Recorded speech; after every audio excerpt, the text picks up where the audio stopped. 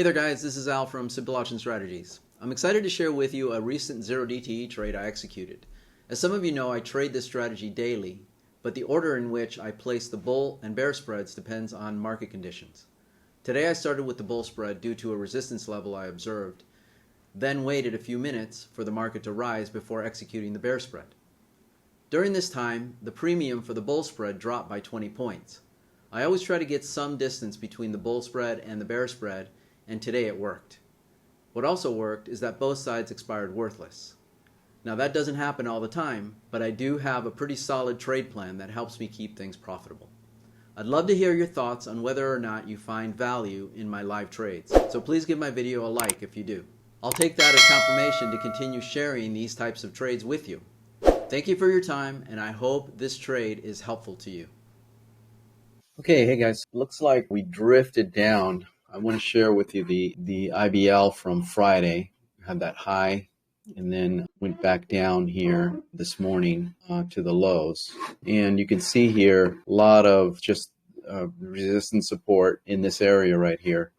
And we came back down to this area and just popped right up from it. So I don't expect it to go down a lot further, and I want to put on a put spread first. We got 4100, 4090. That's just teetering from 45 to 50. So if we can get that a little bit lower, that'd be great, but we may not. So I may just take this up a little bit. I'm going to take it up, 4005, 4095. Okay, got in at 55. And let's take a look at call side. And just one point, really important to understand where the support and resistance areas, the market may pivot. And it's important and it's helpful. Sometimes it'll overshoot, but when you have that pretty strong area of support and resistance, there has to be some catalyst to break it. The probability is that it's going to go up at least a little bit and hang around here, but it could break. Anything could happen. So let's take a look at the call side. Let's try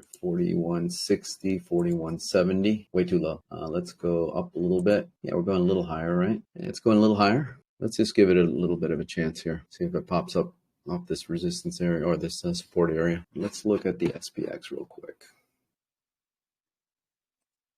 Yeah, and that thing opened really no gap here. Yeah, and it looks like it may want to go up. So we're at 37 and okay guys, I'm going to take this at 50. Let's see if we can move this up a little bit. So 4170, 4180 is at 35. It's at 40 right now. So we could wait on this.